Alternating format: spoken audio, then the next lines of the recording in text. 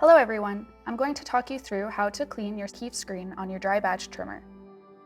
These steps will be the same across the different models of dry batch trimmers.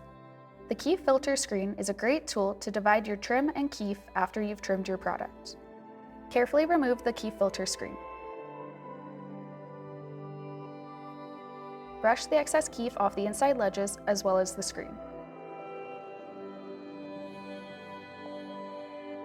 Do not pressure wash the Kief filter screen as the pressure could damage the screen. Instead, wash with warm soapy water and rinse with low pressure. Do not use the abrasive side of a sponge as it could damage the screen.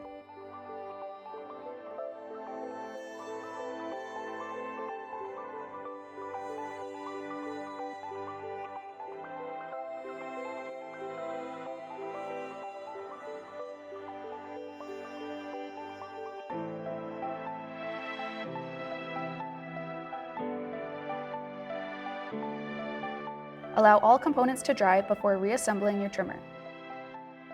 Then run the trimmer empty for 5 minutes before next use.